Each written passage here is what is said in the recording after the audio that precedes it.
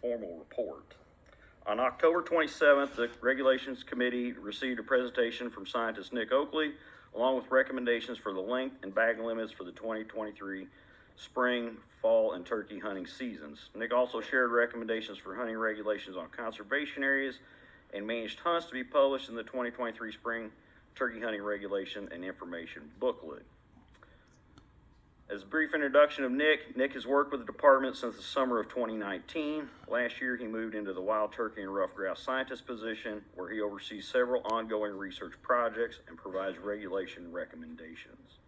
Nick holds a bachelor's degree in forestry and fisheries and wildlife biology from the University of Missouri and a master's degree from the University of Wyoming, where he studied behavioral ecology and the Ecuadorian cloud forest. Prior to joining the department, Nick spent several years in the western U.S. working on a variety of ecological and conservation projects. Nick is here today to provide regulation recommendations for the 2023 spring and fall turkey seasons and updates on ongoing turkey research projects. So, Nick, the podium is yours.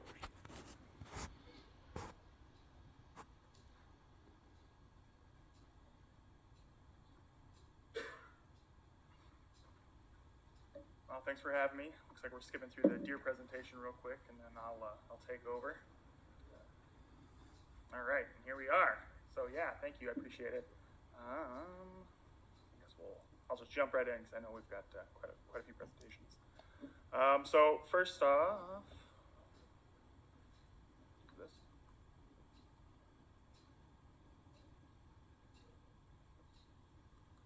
There we go. So first, I'd like to just give an update on the production of the turkey population in Missouri, and then also we'll go into some harvest statistics. So production, as I'm sure most of you are aware, is really just a measure of how many poults each hen produces on average in the state. One thing I want to point out is that Missouri citizens collect most of, or all these data for our annual brood survey, and ours is one of the best in the nation as far as sample size and participation. So it's something that I think as an agency we should be pretty proud of, and so should our citizens.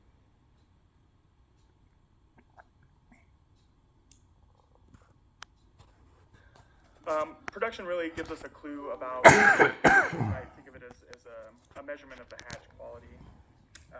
So, you know, a bird that's hatched this year, a male would be a gobbler, you know, a long beard in 2 years or so. So that's sort of how I approach production. As you can see here, Missouri's statewide production has been in decline since about the mid-'80s. In fact, production's been in decline from well before when harvest was at its peak.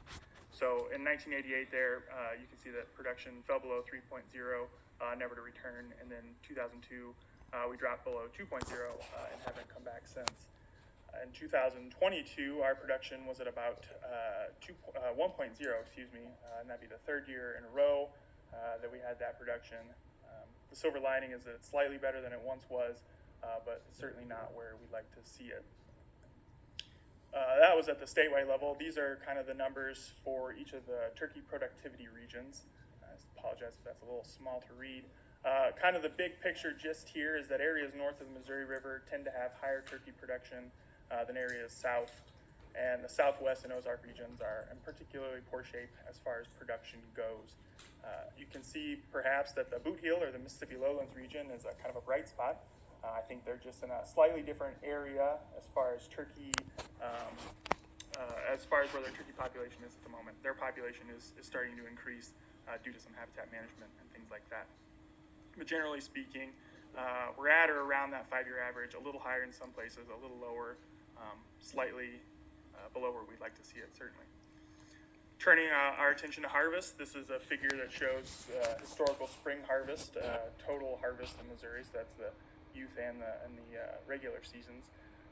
As I mentioned earlier or alluded to, our peak harvest was in 2004, where we shot, Missourians shot over 60,000 turkeys. Last spring, we shot a little over 39,000 turkeys for roughly a 36% decrease since that decline or that peak. However, if you look at it and squint a little, you can see that perhaps harvest has stabilized to an extent over the last 5 years. And our harvest rate this year was right in line with that 5-year average. So perhaps better things are to come. This map is a figure that we put together that shows kind of harvest rates based on area. So the metric is the number of square miles it would be required, if you will, to shoot a turkey in the county. So the scale goes from 0.7, so that would say like one turkey is harvested every 0.7 square miles in those dark green counties, all the way up to about 27. Now, if you squint, I think you can make out kind of 4 core areas of turkey harvest. You've got the northern portion there up around Putnam County. That one's pretty clear and apparent. Then you've got the central region there, maybe around radiating out from Osage County. That one's pretty clear.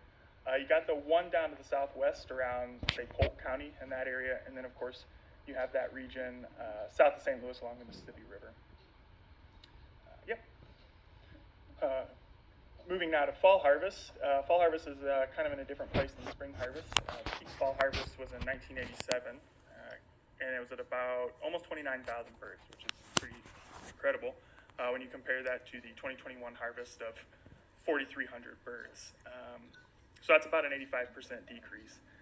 I think it's worth noting or interesting to point out that peak fall harvest was well before the peak spring harvest. So I think it's clear that interest in fall turkey hunting was on the decline even while the population was still on the incline.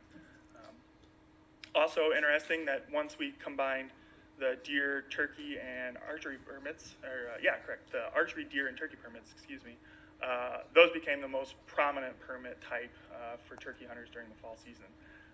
But the drive, at least until recently, in harvest was by firearms hunters. So the majority of filled turkey tags during the fall was by firearms hunters. This is the same sort of figure we saw for the spring season. There's not a lot that's different, but I will bring kind of 2 points out.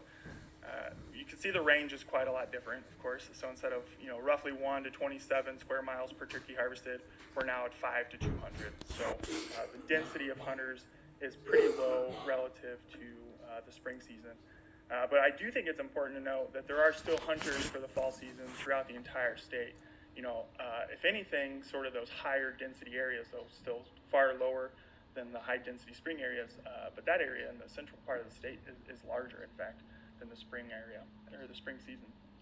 So while harvest during the fall is on the decline, interest is still fairly strong throughout the state, at least as far as distribution goes. As I alluded to earlier, a majority of fall turkey tags are now filled by archery hunters. That trend started to shift there in 2016 when crossbow regulations were liberalized. So in 2016, all Missourians could use a crossbow to hunt deer and turkeys in the state without any type of medical, they didn't need any excuses, essentially. The total firearms harvest in 2021 was at about 1,800 birds, compared to the total archery harvest in 21 at about 2,500 birds. Those of you who are good with your percentages will probably look at my 2021 numbers there and think, well, that can't be right, and it's not. That was a typo on my part. Instead of 48% harvest firearms and 52 archery, it would be 42% firearms, 58% archery. So my mistake, I didn't catch that until last night, but I thought I'd point it out because I'm sure someone would have noticed. While the prevalence of crossbow hunters may be increasing, it doesn't really, we do see a clear majority of harvest coming from those crossbow hunters. It doesn't really appear that liberalizing that regulation has really resulted in a higher turkey harvest overall. So I think this figure is interesting in that starting in about 2005, you can see that accounting for seasonal variation, of course, so we see some yearly ups and downs, that overall harvest, if we were to draw a trend line, is relatively flat. So more crossbow hunters are harvesting turkeys than vertical bow hunters, but overall the archery harvest really isn't doing that much as far as a trend. It's stayed fairly flat since about 2005. So to bring it all together, to give a summary here, production is still down from where it once was. However, we are seeing signs of stability in some of the regions, certainly, and then in the statewide overall, our production was still higher compared to that 5-year average. Now, again, I understand the caveat that better than awful is still not amazing, but it's a good sign. It's a sign we're moving in the right direction. It's a similar story as it relates to spring harvest as well.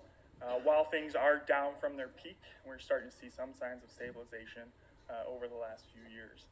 fall harvest overall is still declining, and at this point, it doesn't seem to have a strong influence on the overall trajectory of the turkey population, just based on the numbers that we're talking about as far as overall harvest.